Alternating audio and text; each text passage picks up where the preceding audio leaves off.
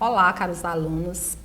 Eu sou a professora Socorro Coelho, sou mestre em Letras pela Universidade Federal do Piauí, sou também advogada, estou na área há uns 20 anos aproximadamente.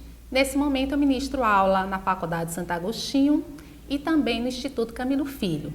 Tenho um enorme prazer de integrar o grupo de professores da especialização de vocês, a especialização em alfabetização e letramento.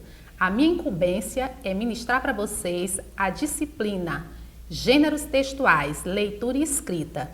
No primeiro momento dessa aula, nós vamos falar em linhas gerais acerca da disciplina. Em primeiro lugar, vem uma pergunta fundamental. Por que a disciplina Gêneros Textuais dentro de uma especialização intitulada Alfabetização e Letramento? Pergunto mais, perguntas que deverão suscitar as nossas discussões, os nossos fóruns, as nossas atividades durante todo o curso. Há como alfabetizar num processo, numa intenção de letramento, há como alfabetizar dissociando essa prática dos gêneros textuais? Certamente vocês me dirão que não. Por quê? Estudar gêneros textuais é dar a oportunidade ao nosso aluno de estar inserido socialmente. É dar a ele cidadania, porque somente os gêneros textuais permitem as nossas interações verbais. Pense em qualquer forma de comunicação, qualquer interação verbal. Essa interação só vai acontecer através de gêneros textuais. Mandei um e-mail, gênero. Recebi um convite, gênero. Fiz a resenha solicitada pelo professor, gênero textual. Então fica evidente que qualquer comunicação humana somente se processa através dos gêneros textuais. E é impossível alfabetizar o nosso aluno dentro desse processo de letramento que tanto se deseja, senão através da inserção dos gêneros textuais nas nossas práticas educativas. Vamos então formalizar um pouco, trabalhar um pouco os conteúdos fundamentais ou os conceitos fundamentais dessa disciplina. Inicialmente, eu vou projetar para vocês alguns slides. Vou trazer para vocês o conceito de gênero bakhtiniano. Vamos aqui. Bakhtin afirma que, para falar, utilizamos sempre dos gêneros do discurso. Todos os nossos enunciados dispõem de uma forma padrão e relativamente estável de estruturação de um todo. Na prática, usamos com segurança e destreza, mas podemos ignorar totalmente a sua existência teórica. O que isso quer dizer? Que todas as pessoas, alfabetizadas ou não, letradas ou não, elas vão se comunicar através de gêneros. Só que algumas têm consciência da função social desse gênero, sabe realmente identificar o gênero, a intencionalidade de cada gênero e mesmo elaborá-lo para dar conta das demandas sociais, e outros não. Mas nós professores, nós que ensinamos língua portuguesa, nós que alfabetizamos numa proposta de letramento, nós precisamos ter essa consciência de que todo gênero cumpre a sua função social. Isso nos leva a falar de um conceito importantíssimo durante todo esse curso, que é da nossa competência metagenérica. Vamos tratar então dessa competência metagenérica? A Isidore Koch, ela nos diz o seguinte, que a competência metagenérica é ela que orienta a produção de nossas práticas comunicativas. Então, é essa competência que possibilita a produção e a compreensão de gêneros textuais. Então, a grande proposta dessa especialização é que cada professor aqui, cada especializando, consiga inserir nas suas práticas essa competência, desenvolver nos seus alunos essa competência metagenérica, que é nada mais, nada menos que a competência de reconhecer o gênero textual, as intenções que ele agrega, qual a função social que ele cumpre e mesmo selecionar o gênero textual adequado para dar conta de cada demanda social. É isso que nós precisamos que o nosso aluno consiga fazer para que ele atinja essa tão sonhada cidadania, para que ele seja, de fato, inserido socialmente. Então, gente, sobre gêneros, resta dizer que eles apresentam-se às vezes padronizados e estereotipados, às vezes mais plásticos, mais criativos, depende da vontade, do enunciador. Porém, não é a forma ou aspecto definidor do gênero. E se não é a forma, vai ser o quê? É com essa questão que nós nos deteremos a partir de agora.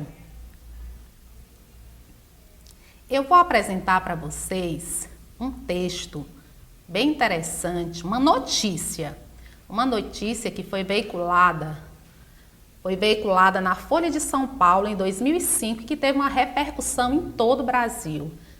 É a história de uma mãe com 3 filhas, as 3 filhas precisando de transplante de rim, as 3 na fila do transplante, e ela teria que escolher uma das filhas para poder doar um dos seus rins naturalmente.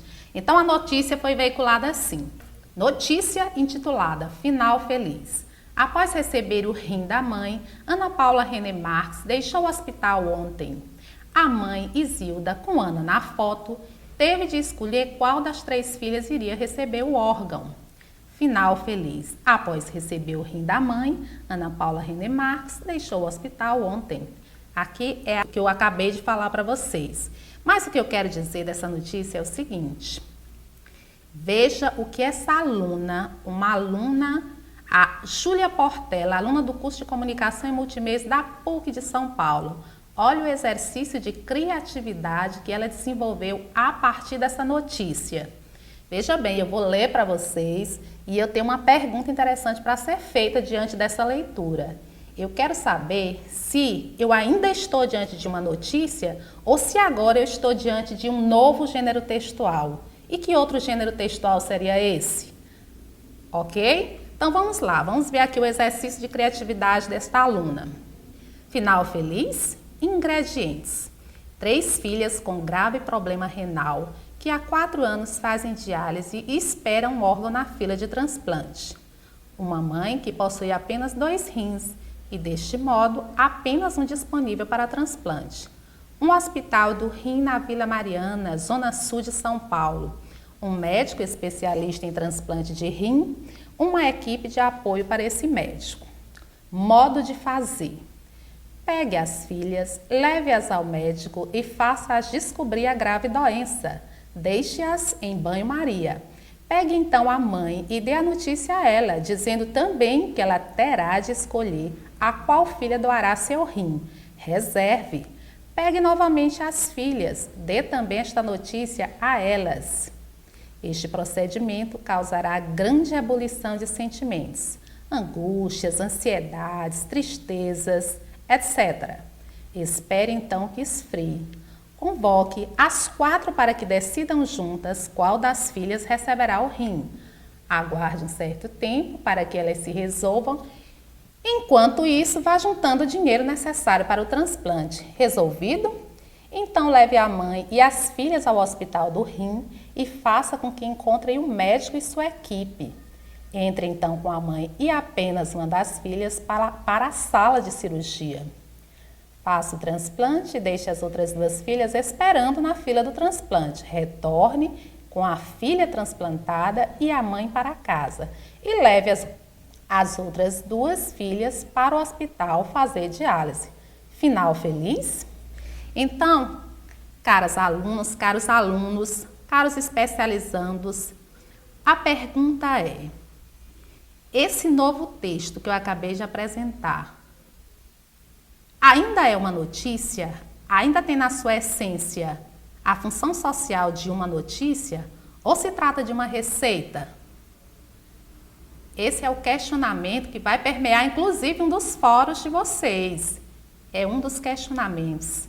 E nesse momento, para que vocês possam traçar diálogos bem tranquilos sobre esse tema, para responder a essa questão, eu vou ter que falar de um elemento, de um conceito, melhor dizendo, importante, que é a intertextualidade intergêneros.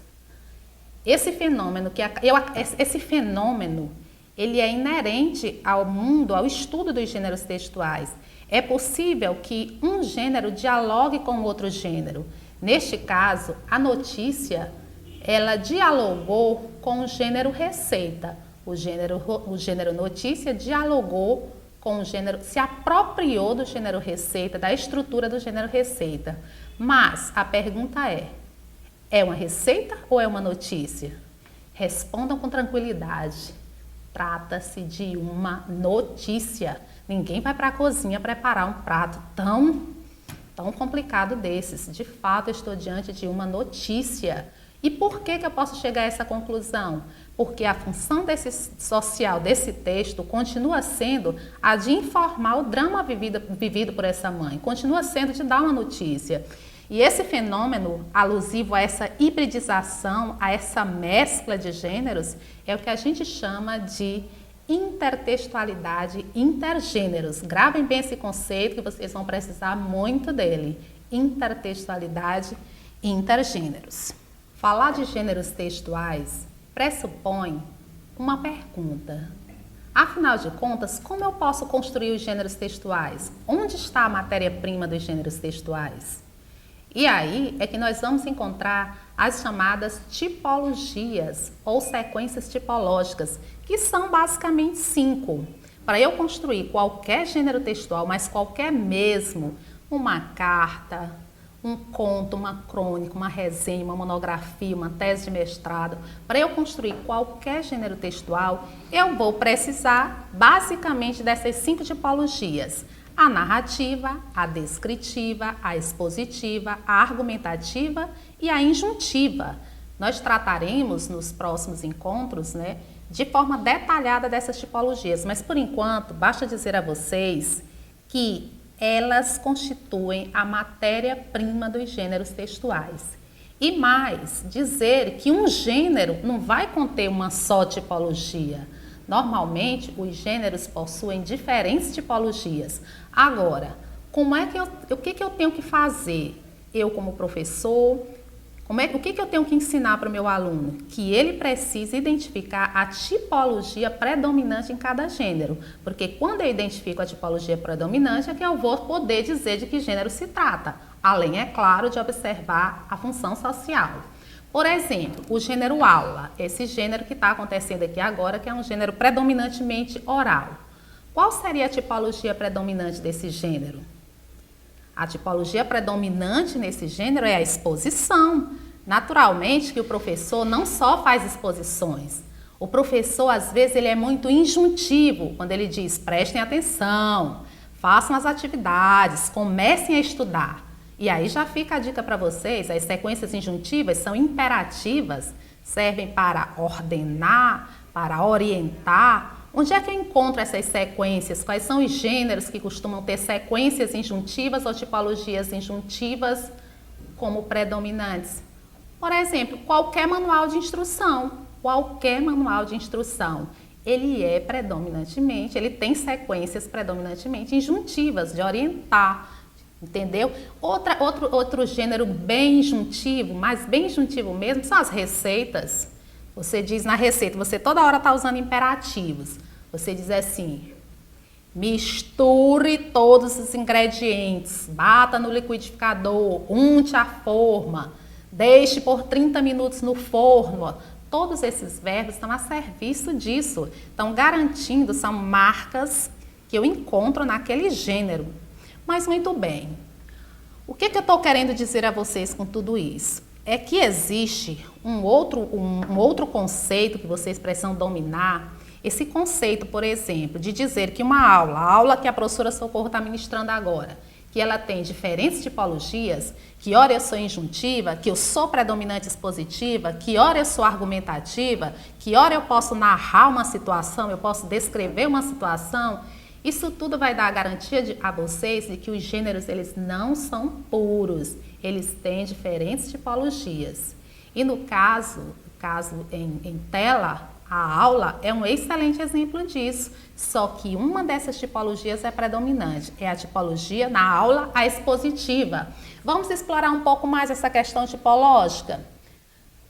Qual a tipologia predominante, por exemplo, numa crônica, numa novela, num conto, numa fábula? E aí você sabe, é a tipologia narrativa, porque aí você vai ter a sequência temporal, você vai ter a enunciação de fatos, você vai ter personagens, você vai ter um clímax, um desfecho, tá certo? E também é muito comum nesses mesmos gêneros a presença da descrição das localizações, dos seres, dos objetos, de conceitos e muitos outros. Um gênero argumentativo, vamos falar num gênero que vocês precisam muito aqui na academia, que é um gênero argumentativo, a própria monografia que você constrói, o artigo que você constrói, quando você faz o seu mestrado, a sua dissertação de mestrado, a sua tese de doutorado, são gêneros acadêmicos, né, predominantemente argumentativos.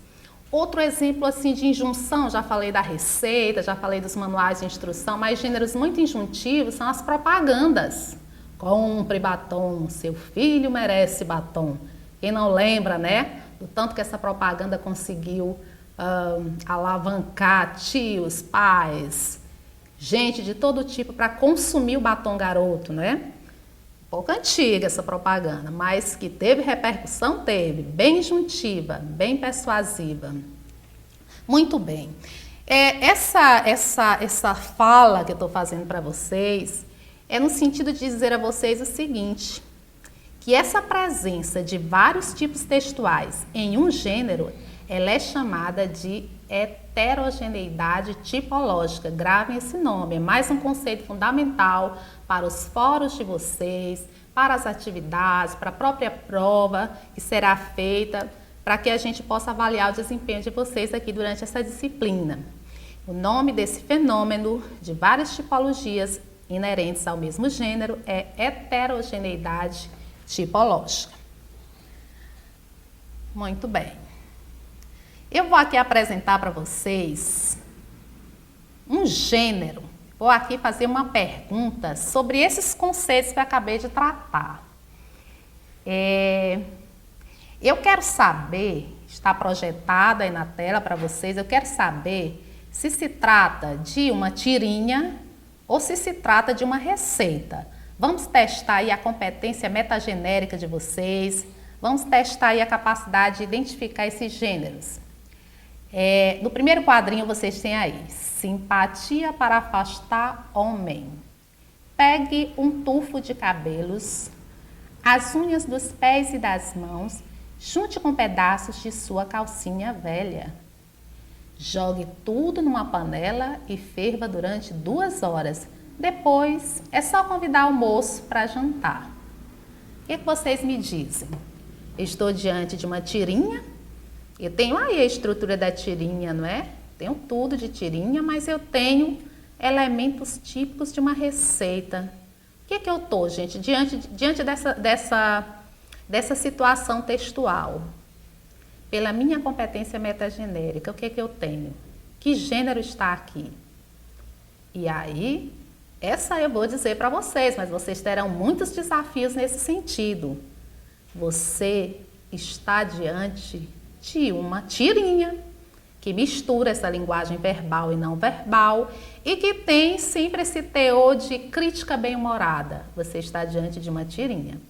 Aí você pode dizer, mas professora, tem gente que vai mesmo fazer esse tipo de simpatia aí, tem gente que acredita nisso. Aí eu respondo para vocês, pois a tirinha está justamente fazendo uma crítica bem-humorada desse tipo de comportamento.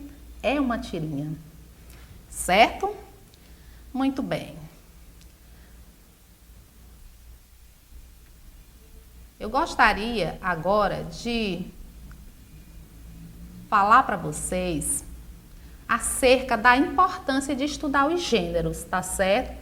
Eu vou fechar essa nossa conversa da aula de hoje. É claro que a gente vai ter a oportunidade de outras discussões, mas eu vou fechar falando da importância de estudar os gêneros textuais, reforçando essa importância que eu já apontei desde o início da nossa conversa. Se eu lhe perguntar a vocês, por que é importante estudar os gêneros textuais? Porque é por meio de textos orais e escritos que os usuários de uma língua se intercomunicam. Uma razão forte. Uma outra, porque a tipologia redacional tradicionalmente ensinada na escola é vazia de realidade sociointeracional. Outra razão para estudar os gêneros, para alfabetizar no processo de letramento e, consequentemente, com a prática dos gêneros, quando as situações comunicativas são mediadas pela escrita, O escritor precisa saber lidar com parâmetros de organização textual relativos a cada gênero, para distribuir as informações no seu texto de acordo com esses parâmetros e com convenções que reconhece como sendo daquele gênero e que, muito provavelmente, serão reconhecidas pela sua audiência potencial, por aqueles que o ouvirão ou por aqueles que lerão o teu escrito, o teu gênero. As atividades com gêneros em sala de aula podem simular a realidade e propiciar um exercício que permita imaginar um público ouvinte ou leitor potencial, que não inclua o professor, e este público pode ser constituído dos próprios colegas da classe ou de outras, até mesmo de instituições diferentes da sua. E mais uma razão para se trabalhar com gêneros textuais: o aluno ele deve preparar-se para responder a perguntas como: qual o gênero textual adequado para fazer reivindicações junto a um órgão público? Uma solicitação de atendimento a crianças moradoras de rua? Como elaborar um manifesto em defesa dos direitos dos portadores de deficiências, idosos asilados, isolados e tantas outras demandas sociais? Então, eu espero que com essa nossa conversa inicial fique evidente a importância do trabalho com os gêneros. Eu espero que tenha ficado claro para vocês a razão dessa disciplina dentro do curso de especialização Alfabetização e Letramento, EAD UFP. Espero que tenhamos um excelente curso e todos vocês participem ativamente dos fóruns, das atividades propostas, façam as leituras devidas, interajam, construam muitos gêneros e levem essas práticas para aperfeiçoar o contato de vocês com esses alunos, para que realmente vocês possam alfabetizar letrando. Até a próxima!